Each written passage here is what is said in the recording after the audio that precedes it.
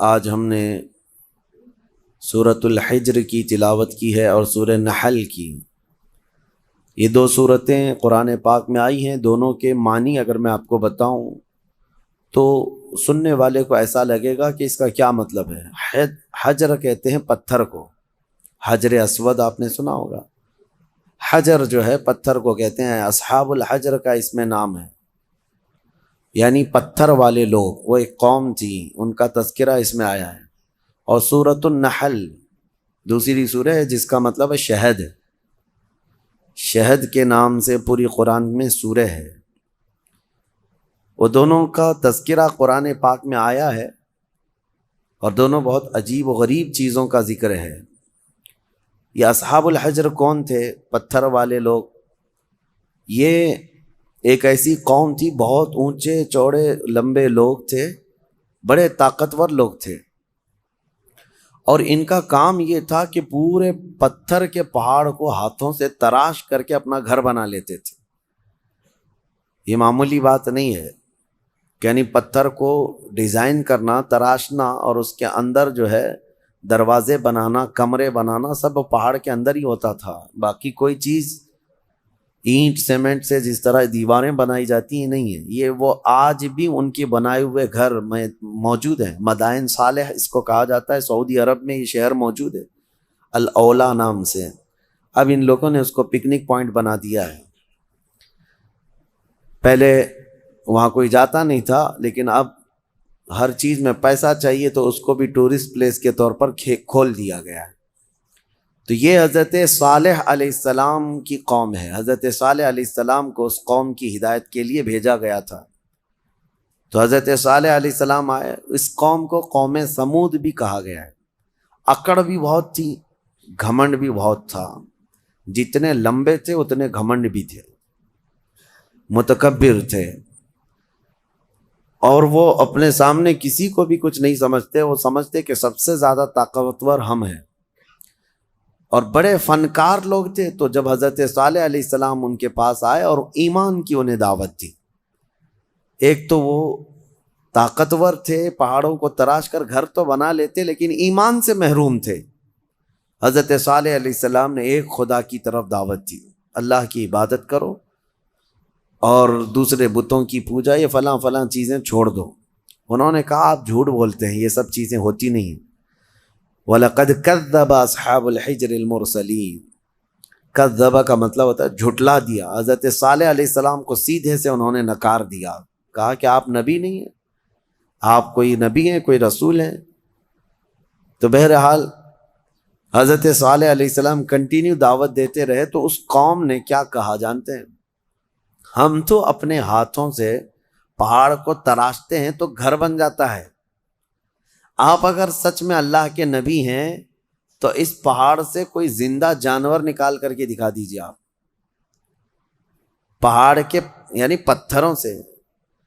تو حضرت صالح علیہ السلام کو چیلنج کیا تھا لوگوں نے۔ نبی صالح علیہ السلام ایک پتھر کے پاس آئے اور اس پتھر کو آپ نے ہاتھ مارا تو اس پتھر سے ایک اونٹنی پیدا ہوئی، اور وہ بھی حاملہ اونٹنی، چلتی تھی، پھرتی تھی، ساری چیزیں۔ آپ کو میں یہ بات بتا دوں کہ جانور سے جانور کا پیدا ہونا یہ نیچرل ہے، اور کسی پتھر سے ایک جاندار پیدا ہو جانا، اس کو کیا کہیں گے؟ یہ معجزہ ہے۔ اب یہاں پر میں رک کر کے آپ کو یہ بتا دوں، کچھ لوگ یہ کہتے ہیں یہ سب کہانیاں ہیں اسلام میں، جیسے ایتھسٹ، ان کے بہت اعتراضات ہیں کہ معجزہ ایسا کیسے ہو سکتا ہے، چاند کیسے پھٹ گیا۔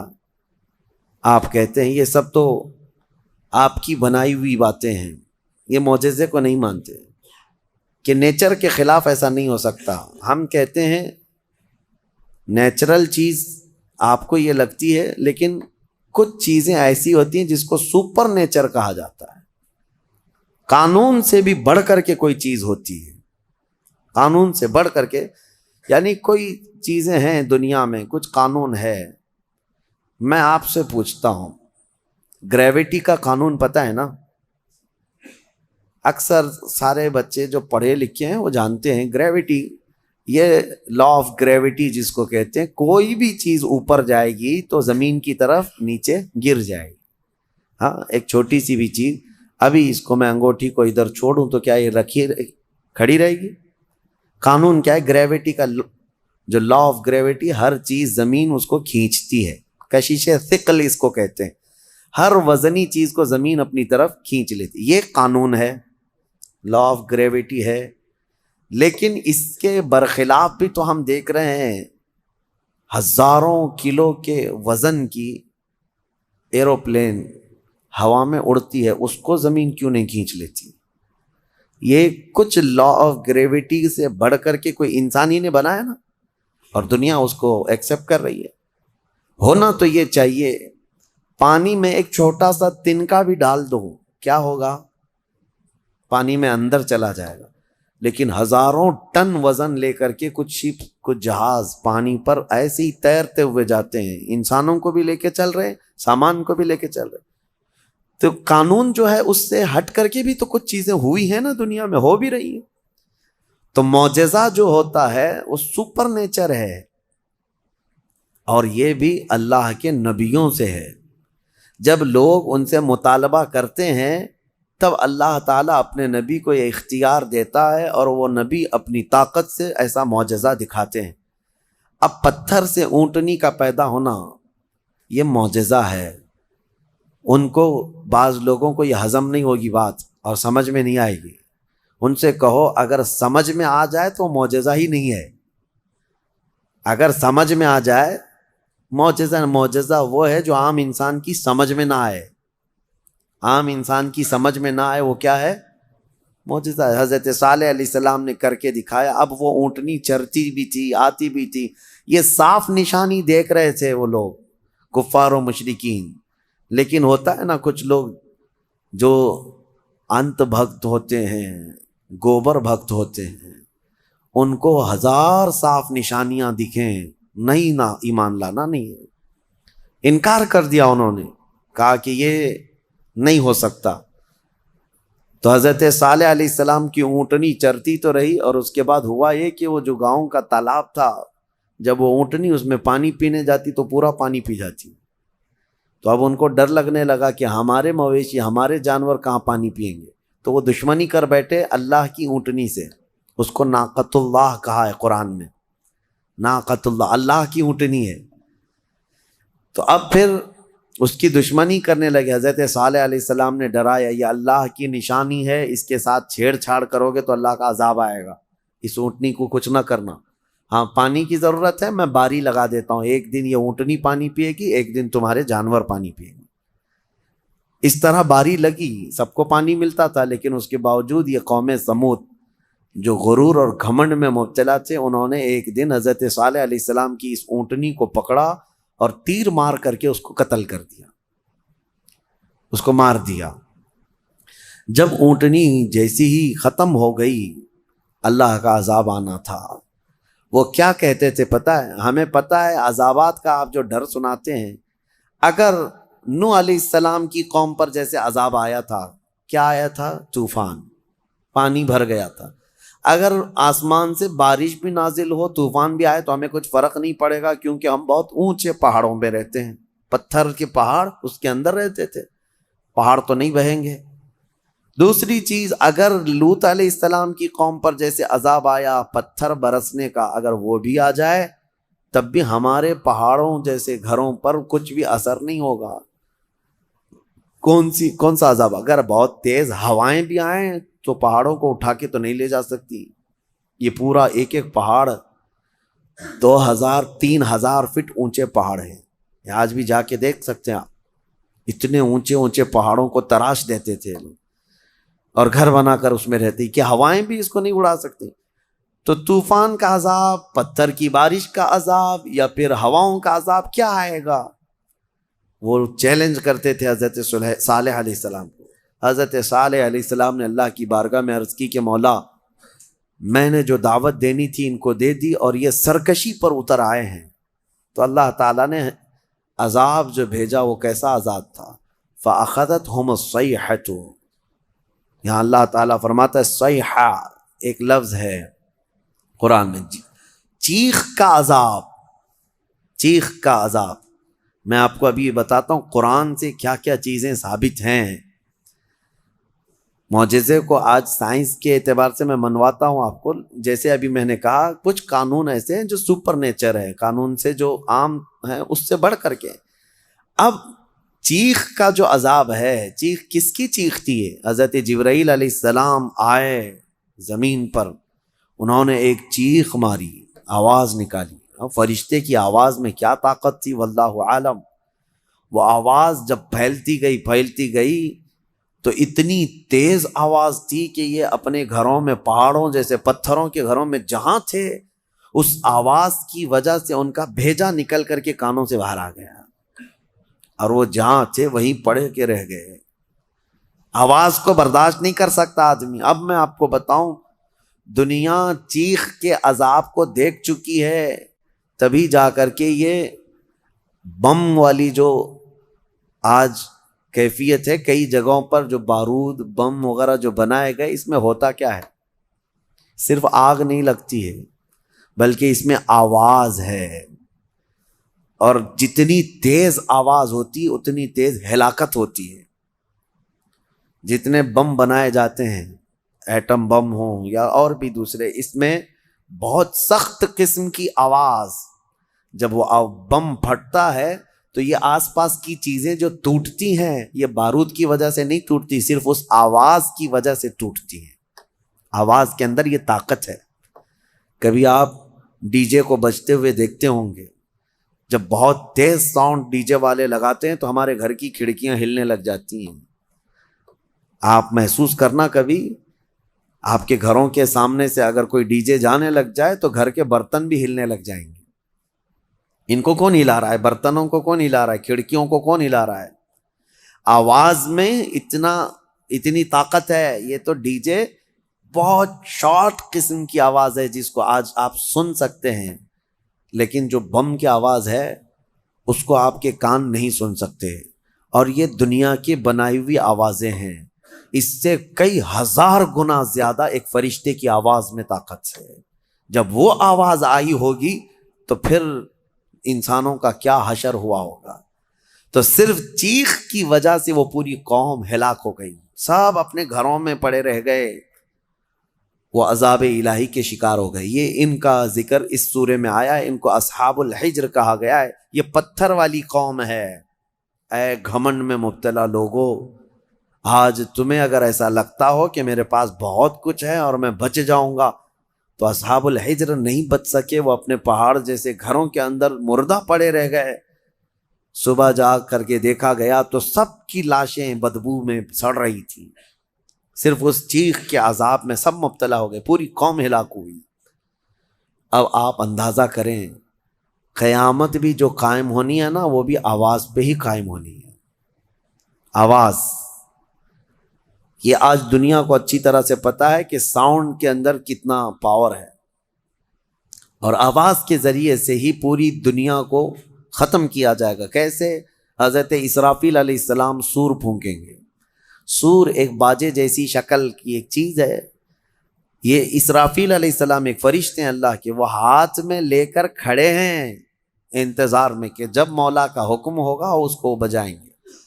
جیسے ہی اس کو پھونکنے لگیں گے، دنیا میں آواز پھیلے گی۔ پہلے ہلکی ہلکی ہلکی ہوتے ہوئے وہ آواز اتنی بڑھ جائے گی کہ لوگ پہلے اس آواز کو سنتے ہوئے بے ہوش ہو جائے گے، پھر اسی آواز پر پوری دنیا کی موت ہو جائے گی، ایک بھی باقی نہیں رہے گا، ایک بھی باقی نہیں رہے گا۔ اس سور کی آواز پر سارے کے سارے پورے روئے زمین پر جتنے انسان ہیں وہ سب کے سب مر جائیں گے۔ یہ قیامت قائم ہونے کا منظر ہے۔ پھر اللہ تبارک و تعالیٰ زمین میں زلزلے پیدا فرمائے گا، اور پھر یہ پہاڑ سب پورے اڑنے لگ جائیں گے، زمین ختم کر دی جائے گی، ساری چیزیں ختم کر دی جائیں گی۔ پھر اللہ تبارک و تعالیٰ جو میدان قیامت قائم فرمائے گا، پھر اس میں سارے انسانوں کو جمع کرے گا۔ تو سور پھونکا جائے گا، اور سور کی آواز بہت تیز ہوگی، لیکن الحمدللہ آپ نہ گھبرائیں، ہمارے اوپر نہیں آنی ہے قیامت، کیونکہ فرمایا گیا قیامت جو ہے کسی بھی مومن پر نہیں آئے گی، اس وقت کوئی مومن باقی نہیں رہے گا، مسلمان نہیں رہے گا۔ قیامت جو سور پھونکی جائے گی اور اس وقت جو سارے لوگ ہلاک ہوں گے، اس میں ایمان والے لوگ نہیں رہیں گے۔ ایمان والے بہت پہلے ہی دنیا سے جا چکے ہوں گے۔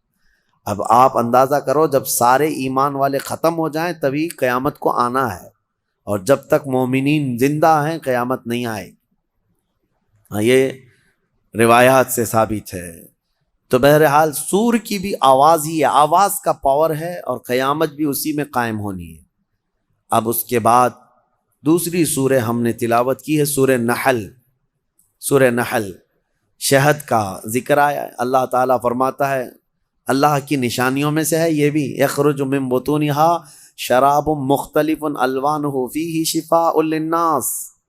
شہد کی مکھی کا ذکر ہے کہ اللہ تبارک و تعالیٰ اس کے منہ سے ایک ایسے رس کو نکالتا ہے جو دنیا کی سب سے میٹھی چیز ہے، اور اللہ فرماتا ہے اس میں لوگوں کے لیے شفا ہے۔ کس میں؟ شہد میں۔ شہد میں شفا ہے، اس کی گارنٹی قرآن سے ہے۔ اللہ نے فرمایا الگ الگ رنگ کے پھولوں سے یہ مکھی چوس کر کے آتی ہے رس، اور اپنے چھتے میں لا کر چھوڑ دیتی ہے، اور اس کے بعد اس میں مٹھاس آتی ہے، اور غضب کی مٹھاس، اس کی مٹھاس کا مقابلہ کوئی نہیں کر سکتا۔ جو اوریجنل مٹھائی ہے وہ شہد ہے دنیا میں، باقی سب چیزوں کو چھوڑ دے، سب بنی ہوئی ہیں، لیکن اوریجنل جو مٹھاس ہے وہ صرف شہد کی ہے۔ اس کا ذکر کیوں ہے؟ دو جانوروں کا اللہ نے ذکر فرمایا، ایک گائے کا، یعنی دودھ دینے والی جو بھی ہے، اللہ فرماتا ہے کہ ہم دودھ کہاں سے نکالتے ہیں، دودھ کہاں سے آتا ہے؟ قرآن فرماتا ہے من بین فرث و دم، گوبر اور خون کے بیچ سے۔ گائے چارہ کھاتی ہے، اس کے بعد اس کو جگالی کر کے وہ ہضم کرتی ہے، اور اس کا وہ فضلہ بن جاتا ہے، اور اسی سے تھوڑا خون بھی بنتا ہے۔ خون اور اس کے گوبر کے بیچوں بیچ سے دودھ کو اللہ نکالتا ہے۔ اللہ فرماتا ہے من بین فرث و دم لبنا خالصا، خالص دودھ نکلتا ہے، نہ اس میں گوبر کا اثر آتا ہے نہ خون کا اثر آتا ہے، اور نہ ہی کسی گائے کو چیر کر کے دیکھ لو کہ کوئی فلٹر اندر رکھا ہوا ہے۔ کون سی مشین لگی ہوئی ہے؟ کون سی مشین لگی ہوئی ہے کہ اس دودھ کو صاف کر کے، یعنی اس میں خون کے ذرات ہیں تو الگ کر دے، گوبر کے ذرات ہیں تو الگ کر دے؟ میاں رنگ بھی نہیں آتا اور نہ ہی مزہ آتا ہے۔ دودھ کے اندر کبھی خون کا مزہ آیا؟ دودھ کے اندر کبھی گوبر کا مزہ آیا؟ نہ مزے کو اللہ ملنے دیتا ہے، نہ اس کے اثر کو، نہ اس کے رنگ کو ملنے دیتا ہے۔ اور قرآن میں اللہ فرماتا ہے کہ ان دونوں کے بیچ سے خالص دودھ کو نکالتا ہے اللہ تعالیٰ، اور یہ پینے والوں کے لیے پیٹ بھرنے والی غذا ہے۔ ایک اس کا ذکر ہے اس جانور کا، اور دوسرا مکھی کا، کہ مکھی جو ہے یہ عبرت کی چیز ہے، شہد کی مکھی۔ اللہ کرے کہ آپ کو کبھی ڈنک نہ مارے، کبھی ڈنک نہ مارے۔ اگر یہ مارتی ہے تو زہر چڑھتا ہے، جسم پھول جائے گا، چہرے پہ اگر کاٹ لے، کئی لوگوں کا اس میں انتقال بھی ہوا، موت بھی ہوتی ہے۔ اگر کئی مکھیاں مل کر کے کاٹ دیں آدمی کو شہد کی، آدمی مر سکتا ہے، زہر ہے۔ سمجھ میں نہیں آتا، وہ زہریلی مکھی ہے، اور پھولوں کا جو رس چوستی ہے اس میں سے آپ بھی چوس کے لا کے اپنے گھر میں تھوک کے دیکھو۔ گلاب کو چوس لو، موگرے کو چوس لو، چمیلی کو چوس لو، اور اپنے گھر کے ایک کٹوری میں تھوک کے دیکھو، بدبو ہی آئے گی۔ اور پھولوں کا رس تو کڑوا ہی ہوتا ہے، لیکن وہ مکھی زہریلی خود بھی ہے اور چوستی کڑوے پھولوں کا رس ہے، اور لا کر کے چھتے میں جب ڈالتی ہے تو نہایت ہی شیریں، نہایت ہی میٹھی چیز۔ اب اللہ تبارک و تعالیٰ فرماتا ہے کون ہے جو اس میں مٹھاس پیدا کرتا ہے؟ کون ہے اس کو مٹھاس پیدا کرنے والا؟ کون ہے؟ وہ خالق کائنات ہے، جو پھولوں کو رنگ دیتا ہے اور شہد کی مکھی کے منہ میں مٹھاس دیتا ہے۔ اب اسی کو کہا گیا ہے یہ عبرت کی چیز ہے۔ ویسے آپ کو میں یہ بات بھی بتا دوں، وہ ڈنک مارے تو زہریلی، لیکن تھوک دے اپنے چھتے میں تو وہ شفا والی غذا ہے۔ ایک ہی منہ سے دو چیزیں کیسے؟ اتنا زہر بھی ہے کہ کاٹے تو مر جائے، اور اتنا ہے کہ اپنے گھر میں چھوڑے تو بیماروں کو شفا بھی ہو جائے۔ ایک ہی مکھی کے اندر یہ دو چیزیں۔ اعلیٰ حضرت فاضل بریلوی رضی اللہ تعالیٰ عنہ کی یاد آتی ہے، آپ نے فرمایا گستاخان رسول کو، وہ فرماتے ہیں اعلیٰ حضرت ظالموں میں شہد کی مکھی کی طرح ہوں۔ اعلیٰ حضرت اپنے آپ کو کہتے ہیں میں شہد کی مکھی کی طرح ہوں، جس کی مٹھاس کا بھی جواب نہیں، جس کے ڈنک کا بھی جواب نہیں۔ وہ اپنوں کے لیے میٹھا رس دیتا ہے اور ظالموں کے لیے وہ ڈنک بھی مارتا ہے۔ اعلیٰ حضرت نے اپنے لیے مثال میں فرمایا شہد کی مکھی کی طرح۔ لیکن میں آپ کو ایک روایت یہ بھی بتاؤں، اس شہد کی مکھی کے اندر جو مٹھاس آتی ہے، اتنی مٹھاس کیسے؟ فرمایا کہ یہ جب پھولوں کا رس چوستی ہے تو پھولوں کا رس چوس کر اپنے گھر جانے تک یہ حضور پاک پر درود پڑتی ہے، اور اس درود کی برکت ہے حضور پاک صلی اللہ تعالی علیہ وسلم کے کہ اس کے منہ میں مٹھاس پیدا ہوتی ہے۔ اللہ تعالی ہمارے منہ میں مٹھاس پیدا فرمائے، زبان میں آپ کیا اثر پیدا فرمائے۔ یہ دونوں چیزیں اللہ تعالیٰ نے عبرت کے طور پر فرمایا ہے۔ دو جانوروں کا ذکر ہے اور دونوں عبرت کے لیے ہے۔ اب ان لوگوں کو آج کے زمانے میں پتہ چل رہا ہوگا نا کہ دودھ کہاں سے نکلتا ہے، آج سرچ کر کے بتا رہے ہوں گے نا کہ دودھ کہاں سے نکلتا ہے۔ ڈائری والوں کو پوچھو یا اس کے جو ریسرچ اسکالرس ہیں ان سے پوچھیں۔ لیکن قرآن 1400 سال پہلے بغیر کسی سونوگرافی کے، بغیر کسی چیر پھاڑ کے جب بتا رہا، تو آج بھی ان لوگوں کو عقل میں نہیں آتی بات کہ آخر یہ باتیں قرآن میں آئی کیسے؟ اس وقت نہ سائنس کا وجود، نہ کسی مشین کا وجود۔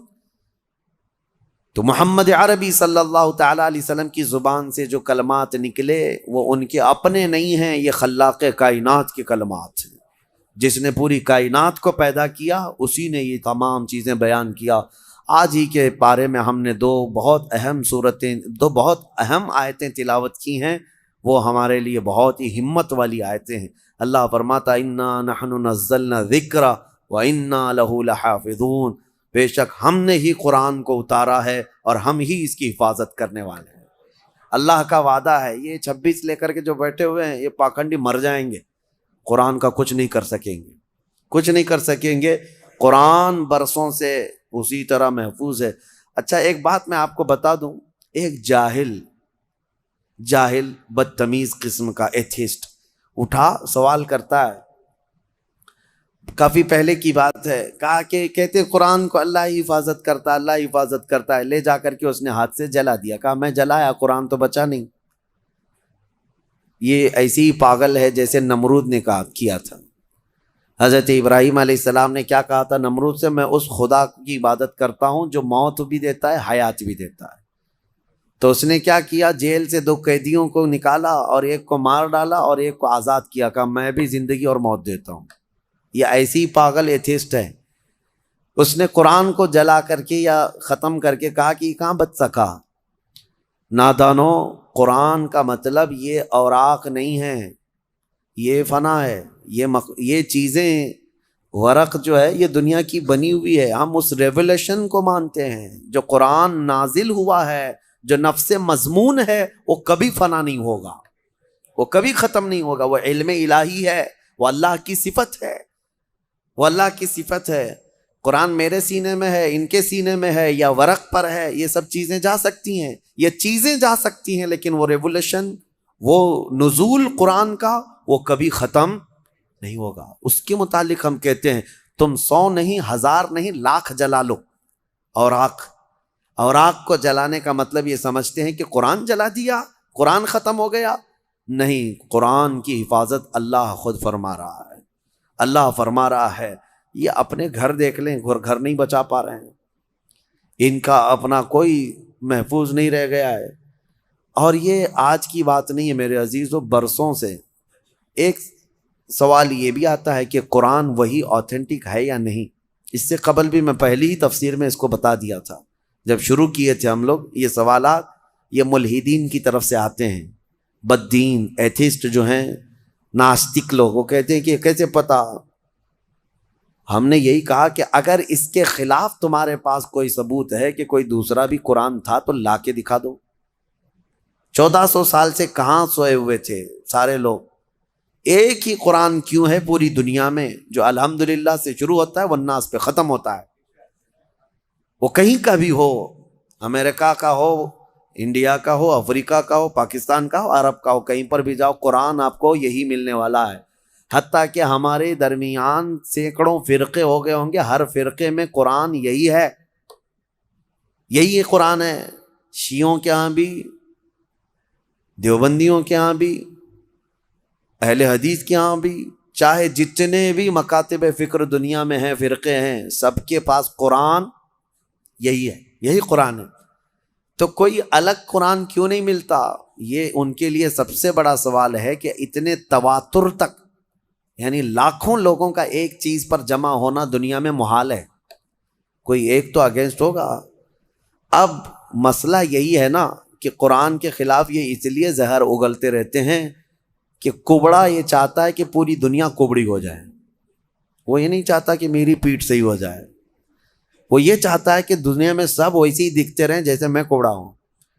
ہاں، خود کے گھروں کی کتابوں کا حال تو یہ ہے کہ بیچارے یہاں ایک الگ پبلش ہوتی ہے، وہاں ایک الگ پبلش ہوتی ہے، سب کے روایتیں بدلی ہوئی ہیں، اس کا مضمون الگ ہے، اس کا مضمون الگ ہے، بائبل پتہ نہیں مارکیٹ میں کتنی ملتی ہے، الگ الگ ہے، ویدوں میں تبدیلیاں ہیں، پران میں تبدیلیاں ہیں، شرح لکھنے والوں میں الگ الگ باتیں ہیں۔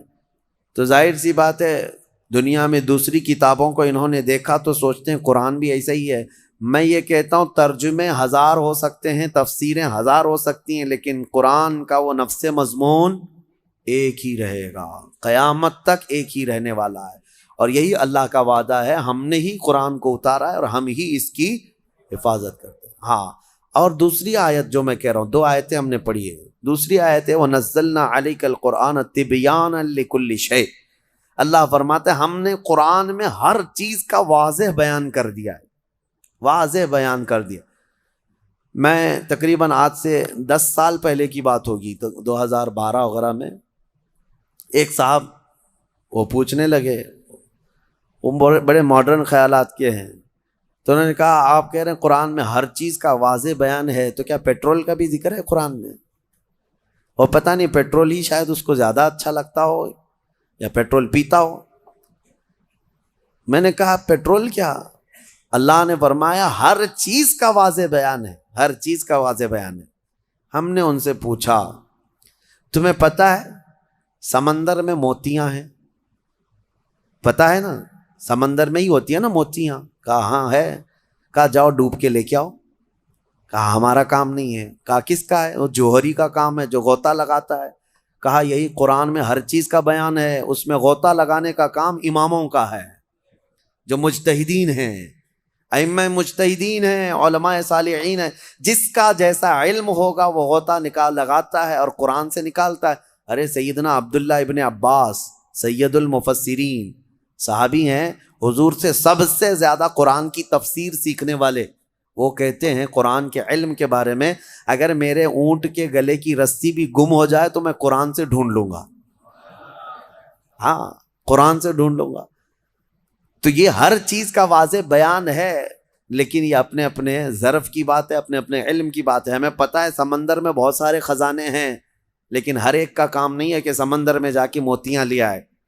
ہاں کچھ لوگ کوشش کر بھی لیں گے تو سیپیاں لا سکتے ہیں، سیپ لے لیں گے، موتیاں لانا اور وہ سب جانکار لوگوں کا، ماہرین کا کام ہوتا ہے۔ اسی طرح میرے عزیزو قرآن عظیم میں ہر چیز کا واضح بیان ہے۔ اس کا مطلب اب یہ بھی نہیں ایک فرقہ نکلا ہے اہل قرآن، ابھی ایک فرقہ ہے، انٹرنیٹ پر کتنے فرقے آئیں گے پتہ نہیں، ابھی 72 تو بہت پہلے ہی ہو گئے جو جہنم میں جانے والے تھے، ابھی آ ہی رہے ہیں، ان کی شاخیں پہ شاخیں ہو رہی ہے۔ اہل قرآن اور اللہ کی پناہ یہ اکثر جو ہے نا پاکستان سے نکلتے ہیں۔ ایک اسی طرح کا فرقہ جس میں وہ یہ کہتے ہیں کسی بھی حدیث کی ضرورت نہیں، کسی بھی چیز کی ضرورت نہیں، ہمارے لیے قرآن کافی ہے۔ قرآن میں اللہ نے فرمایا نا ہر چیز کا واضح بیان کیا، تو اس آیت کی وجہ سے اب کسی دوسری چیز کی ضرورت نہیں۔ بس قرآن ہی کافی ہے، قرآن ہی کافی۔ وہ دنیا کو ایسا گمراہ کرتا ہے آدمی، ہاں بات کرنے نہیں دیتا علماء کو، لیکن وہ لوگوں پر اپنے لچھے دار باتوں سے حاوی ہونے کی کوشش کرتا ہے۔ ہر چیز کا بیان قرآن میں، ہر چیز کا بیان قرآن میں۔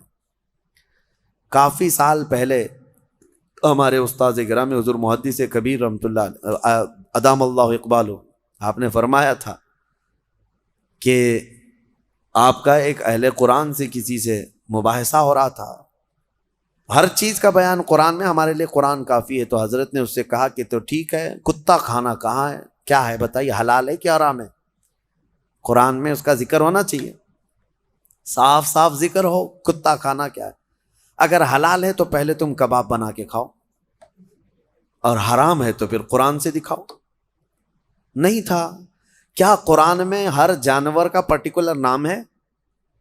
نہیں ہے، فارمولے بتائے گئے ہیں، اور قرآن کو سمجھنے کے لیے رسول پاک کی حدیث ضروری ہے، کیونکہ وہی نور ہے جو اس پر روشنی ڈالتا ہے۔ نبی پاک صلی اللہ علیہ وسلم کی حدیثوں کے بغیر قرآن کو سمجھنے کی کوشش کرو گے، پھر اٹکل پچھو مارتے رہ جاؤ گے، اس کا مطلب یہ ہو سکتا ہے، اس کا مطلب یہ ہو سکتا ہے۔ نبی پاک صلی اللہ تعالیٰ علیہ وسلم کی احادیث سے جس نے قرآن کو سمجھا وہ ہدایت پر ہے، وہ ہدایت پر ہے۔ ورنہ یہی انٹرنیٹ کے کیڑے جو ابھی نکلے ہوئے ہیں، اپنا فرقہ بنائے، اور انہوں نے کیا کیا انکار کر دیا، معجزہ نہیں ہوتا، یہ تورات زبور انجیل کوئی کتاب ہی نہیں تھی، ہاں، اور سب سے افضل قوم جو تھی وہ بنی اسرائیل تھی، امت محمدیہ نہیں ہے۔ آیتوں کے ذریعے سے بہت کچھ توڑ مروڑ کر کے مانے۔ کہاں سے سمجھ رہا ہے؟ اس سے سوال کرو تو کہا ہم اپنی عقل سے سمجھتے ہیں، عقل سے سمجھتے ہیں، ان کو حدیث کی ضرورت نہیں، حدیث کا لفظ تک نہیں لیتے، وہ کہتے ہیں عقل سے، ہم اپنی عقل سے سمجھتے ہیں، اللہ نے ہم کو اتنی ہدایت دی۔ اگر ان سے صرف ایک سوال کر لیں، ایک سوال کر لیں، سب چیزیں تمہارے لیے قرآن ہی کافی ہے نا۔ پہلی بات تو یہ بتاؤ کہ یہ قرآن تم تک آیا کیسے؟ کیا تمہاری عقل پہ ڈائریکٹ نازل ہو گیا، جبرائیل امین لا کر کے دے دی؟ کہاں سے آیا قرآن؟ اس کی آتھینٹیسٹی چاہیے، تو ان کو بولنا پڑے گا، ان کو بولنا پڑے گا کہ رسول اللہ پر نازل ہوا، اور اس کو جمع کس نے کیا؟ کس نے کیا؟ عام لوگ جانتے ہیں، صحابہ اکرام نے جمع کیا۔ اب صحابہ اکرام سے تابعین میں آیا، تابعین سے پھر اولیاء امت میں آیا، یہ ایسے ہی چلتا چلتا قرآن ہمارے تک آیا نا۔ اب یہ صاحب یہ بیچ کے سارے سند ہٹانا چاہتے ہیں، نہیں، ہم کو ڈائریکٹ چاہیے۔ اگر تم یہ صحابہ کرام اور یہ تابعین کے سلسلے کو ختم کرو گے تو قرآن کی سند بھی نہیں رہ جائے گی، قرآن کی سند بھی نہیں رہ جائے گی۔ قرآن کو اگر تم حقانیت والا یہ کتاب مانتے ہو تو یہ ماننا پڑے گا اس کو ہم تک پہنچانے والی جو ذاتیں ہیں وہ نبی پاک صلی اللہ علیہ وسلم کے سچے غلام ہیں، اور انہوں نے ہی حضور کی حدیثیں بھی بیان کی، اور قرآن کی تشریح بھی انہوں نے ہی ہمیں سمجھایا۔ اسی لیے قرآن کو اپنی عقل سے نہیں بلکہ صحابہ اور تابعین کی سمجھ سے ہمیں سمجھنا ہے۔ جیسے رسول اللہ نے انہیں سمجھایا ہے ویسے ہم قرآن سمجھنا چاہتے ہیں، تو عقل نہیں، گوگل نہیں، بلکہ فہم صحابہ جس کو کہتے ہیں، صحابہ اکرام۔ ابھی لوگوں کو بڑا آسان ہے، آیت سمجھنا ہے گوگل کر دو، اور گوگل لا کر کے دیا، اور گوگل کتنی جگہ گلیوں میں پھنساتا ہے پتہ ہے، بڑی بڑی گاڑیاں لے جا کر کے نکڑ پہ لگا دیتا ہے۔ گوگل میپ والی آنٹی جو بولتی ہے اس کے پیچھے پیچھے چل کر کے کتنی مرتبہ تو ہم بھی دھوکے کھائے۔ ہاں، ہم کو جو ہے دلی سے نکل کر کے گاڑی میں 6 لوگ تھے، میپ لگا کر کے چل رہے ہیں، میں کہا کہ مجھے پتہ ہے راستہ، ڈرائیور صاحب رامپور کے تھے، کہے کہ نہیں میپ سے چلیں گے، رات کے 2 بج چکے ہیں، میپ سے چلتے چلتے کچے راستے پر لے کے گئے۔ میں کہا بریلی کا راستہ اتنا کچا تو نہیں ہے، دلی ایئرپورٹ سے بریلی جانا ہے، کچے راستے پر لے جا کر ایک جگہ ڈیڈ اینڈ آ گیا، کچھ بھی نہیں، اور بیریکیٹنگ ڈال کر کے پولیس لوگ کھڑے ہیں، ٹارچ ہمارے اوپر مارنے لگے۔ کہا ادھر کیوں آئے؟ ہم نے کہا کہ ہم بریلی جا رہے ہیں۔ انہوں نے کہا یہ تو سب جیل ہے، یہاں کیسے آ گئے؟ رات کے 3 بجے۔ تو یہ ہے گوگل وہاں تک پہنچاتا ہے۔ بہت سارے لوگ صرف جو ہے نا آیتوں کو گوگل کر کے وہیں تک جیل تک جانا چاہتے ہیں۔ صرف اس پر ڈیپینڈ مت رہو۔ ہاں، میں یہ نہیں اس کا انکار نہیں کرتا کہ اس میں کچھ نہیں ہے، لیکن یہ آتھینٹک ہے یا نہیں اس کو سمجھنے کے لیے پھر تمہیں علماء حق کی ضرورت ہوگی۔ آج جو فارورڈ ہو رہے ہیں نا سارے میسیجز، حدیث حدیث حدیث کہہ کر وظیفے وظیفے وظیفے، اس کے لیے بھی کیا تمہارے پاس اتنی عقل ہے کہ حقیقت میں یہ بخاری کی حدیث ہے یا نہیں؟ کیسے پتا تمہیں؟ یہ مسلم شریف کا اس میں ریفرنس دے دیا، کیسے پتا تمہیں؟ ایک بات یاد رکھو، قیامت تک جتنی بھی ٹیکنالوجی آ جائے لیکن علماء صالحین جو اصول جانتے ہیں ان کے محتاج ہی رہیں گے۔ امام غزالی رحمۃ اللہ علیہ فرماتے ہیں اگر علماء اس زمین پر نہ ہو تو انسان سب جانور ہیں، وہ صرف جانوروں کی طرح گھومتے رہ جائیں۔ آپ کو حق اور باطل میں فرق کرنے کا طریقہ انٹرنیٹ سے نہیں معلوم پڑے گا، پھر تمہیں کسی کے ہاں جا کر کے سمجھنا ہی ہوگا۔ بہرحال اللہ تبارک و تعالی ہمیں قرآن سے ہدایت عطا فرمائے اور بد دین اور گمراہوں کی صحبت سے اللہ ہماری حفاظت فرمائے۔ جو اہل قرآن جو نیچری فرقہ ہے اللہ تعالیٰ اس سے آپ کی حفاظت فرمائے، جنہوں نے فرشتوں کا انکار کر دیا، شیطان کا انکار کر دیا اور جنت کا، دوزخ کا، حساب کا، کتاب کا، سب چیزوں کا انکار کر دیا۔ وہ کہتے ہیں جو چیز نہیں دکھتی وہ ہوتی نہیں ہے، جو چیز دکھتی نہیں ہے وہ ہوتی نہیں، وہ جتنی دکھتی ہے اتنی ہی وہ مانتے ہیں، جتنی وہ دکھتی ہے ان کو اتنی ہی مانتے ہیں۔ 9 مہینے تک اپنی بیوی کے پیٹ میں بچہ بھی نہیں مانتے، جب تک آیا نہیں دنیا میں تب تک بچہ ہے نہیں۔ ہاں، دکھنے والی چیز ہی ان کو یقین کرنا۔ اور دوسری ایک عجیب سی بات ہے، جتنی چیزیں دکھتی اسی پر ایمان لاتے ہو، اسی کو سمجھتے ہو، پھر یہ بھی کہتے ہو کہ گیلیکسی میں جو ہے اتنے سٹارز ہیں، کیا کیا ہیں اس میں، بہت سارے یہ ستارے گناتے سیارے ہیں۔ ہاں، اور پھر ان کے سولار سسٹم کے جو سٹارز ہیں وہ کہاں سے انہوں نے لا کے دکھایا؟ کیا ہر آدمی دیکھ رہا؟ آپ نے دیکھا یورینس، نیپچون، پلوٹو، یہ سب پتہ ہے نا سب آپ لوگوں کو؟ آپ جا کے دیکھ کے آئے سولار سسٹم میں جو ستارے سائنس دکھا، دیکھ کر کیا ہے؟ نہیں، لیکن سب مان رہے ہیں۔ کس نے کہا؟ سائنسدانوں نے کہا۔ سائنسدانوں نے کہہ دیا کہ سولار سسٹم میں یورینس بھی ہے، نیپچون بھی ہے، پلوٹو بھی ہے، فلاں فلاں سٹارز ہیں، آپ آنکھ بند کر کے مان رہے ہیں۔ اور یہ تو اتنا یقین ہے کہ چاند میں جا کر کے آ گئے، وہ بھی مان رہے ہیں، چاند کی ساری چیزیں مان لیے۔ تم دنیا کو سائنسدانوں کے کہنے پر مان سکتے ہو، ہم اللہ کے حبیب کے کہنے پر جنت و دوزخ کیوں نہیں مانیں گے؟ یقیناً اس رسول نے ہمیں خبر دیا ہے، اس پر ہم ایمان لاتے ہیں، اور اللہ تعالی ہم سب کو غیب پر ایمان لانے والی جماعت میں ہی قبول فرمائے۔ میرے عزیزو، جان، دل، ہوش، خیرت، یہ 4 چیزیں، جان ہے، دل ہے، ہوش ہے، عقل ہے، سب تو مدینے پہنچے۔ ارے تم نہیں چلتے رضا، سارا تو سامان گیا۔ ہمیں اے رضا کوئی، یہ اعلیٰ حضرت اپنی حمد کے شعر میں کہتے ہیں، وہی رب ہے جس نے تجھ کو ہمتن گرم بنایا۔ اعلیٰ حضرت والے کتنے ہیں ماشاءاللہ، سبحان اللہ۔ اس زمانے میں آپ اعلیٰ حضرت کے اشعار کو سنتے ہیں اور یاد رکھتے ہیں تو میرے عزیزو تمہاری سنیت کہیں نہیں جانے والی، حق ہے، سبحان اللہ، کہیں نہیں جائے گی انشاءاللہ، کیونکہ اعلیٰ حضرت کے اشعار تعویذ کا کام کرتے ہیں۔ جی ہاں، سنیت کی حفاظت ہے، سنیت کی حفاظت ہے۔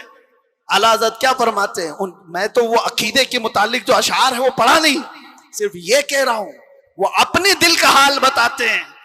کہتے ہیں ارے اے خدا کے بندو، کوئی میرے دل کو ڈھونڈو، ابھی پاس تھا یہی تو ابھی کیا ہوا خدایا۔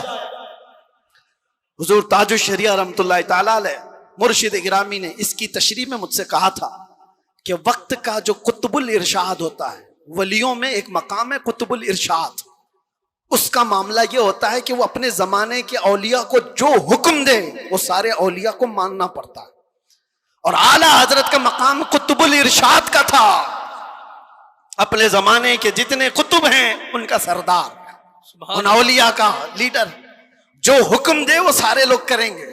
تو اعلیٰ حضرت نے ایک بار حکم کیا دیا تھا پتہ ہے؟ زمانے کے سارے اولیاء کو کہا میرا دل ڈھونڈ کے لاؤ۔ واہ واہ واہ واہ، سبحان ارے خدا کے بندو، جی، کوئی میرا دل ڈھونڈو تو ڈھونڈو، ابھی پاس تھا یہی تو ابھی کیا ہوا خدایا۔ وہ دل نہیں ہے جو گوشت کا لوتھڑا ہے، دل کچھ اور ہے جس کو اعلیٰ حضرت کہتے ہیں دل ہے وہ دل جو تیری یاد سے معمور رہا، سبحان اللہ، سر ہے وہ سر جو تیرے نام پہ قربان گیا، وہ دل ہے۔ اعلیٰ حضرت کہتے ہیں دل ڈھونڈ کے لاؤ، کہاں ہے؟ ابھی پاس تھا یہی تو ابھی کیا ہوا خدایا، نہ کوئی گیا نہ آیا، تجھے حمد ہے خدایا۔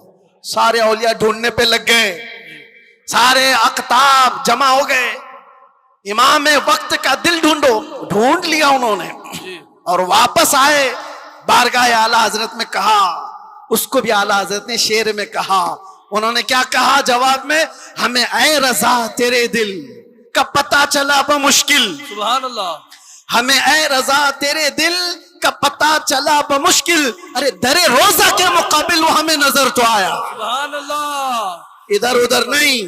نعرہ تکبیر، نعرہ رسالت، علماء اہل سنت، عشق محبت، عشق محبت، پیار محبت، پیار محبت، نعرہ تکبیر، نعرہ رسالت، سبحان اللہ، ہمیں اے رضا تیرے دل کا پتہ چلا بمشکل، در روزہ کے مقابل وہ ہمیں نظر تو آیا۔ پھر وہ اولیاء یہ بھی کہتے ہیں یہ نہ پوچھ کیسے پایا، تجھے حمد ہے خدایا۔ دل جس کا وہاں لگ گیا اور جس نے تھام لیا ہے دربار رسالت کی اس چوکٹ کو، تو پھر دیکھو وقت کا کیسا بادشاہ ہے۔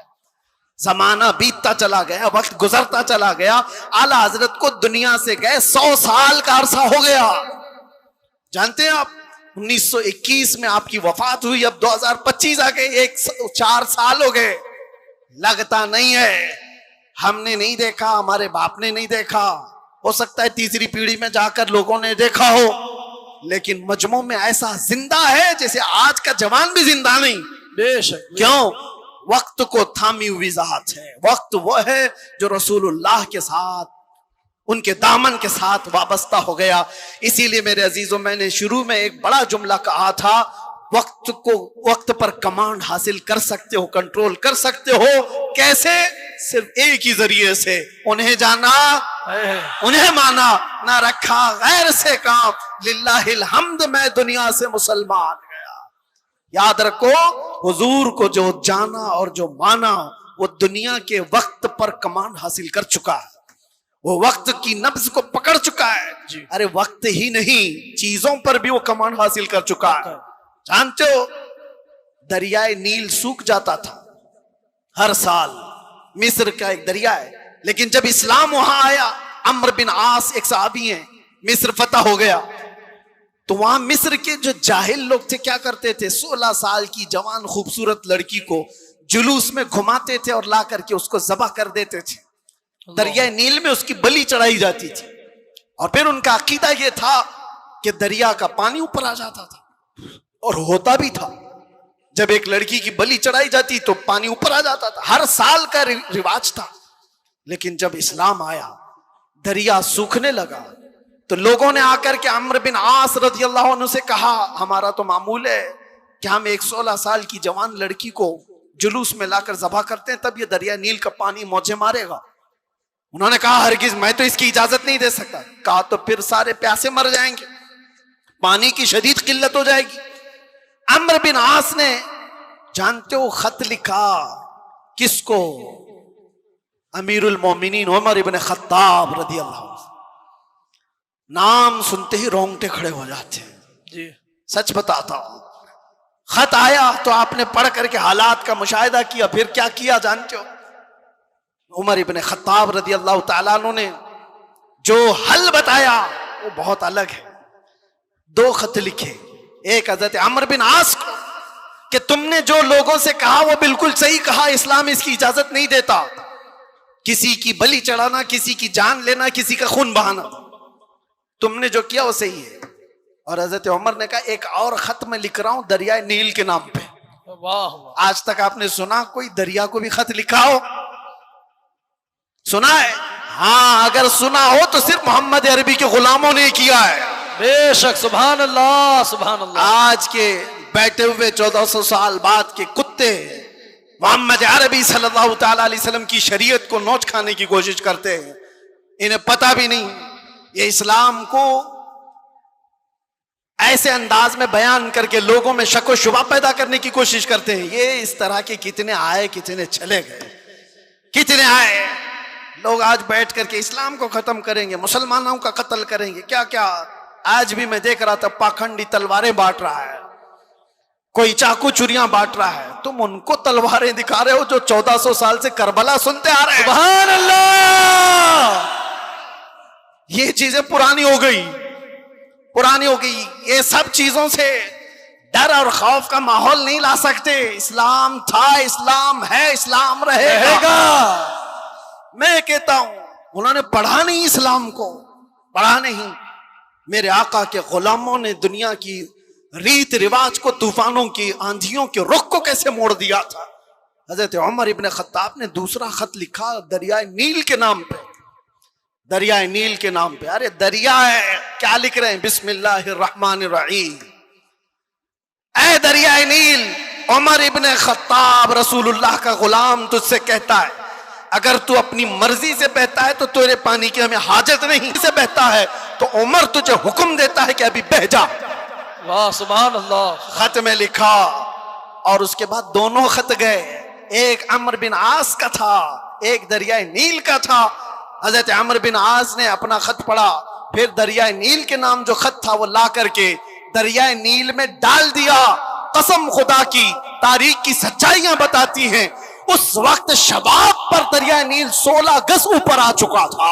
سبحان اللہ. اور وہ زمانہ ہے کہ آج کا زمانہ دریائے نیل کبھی سوکھا ہی نہیں, سبحان اللہ. کبھی سوکھا ہی نہیں.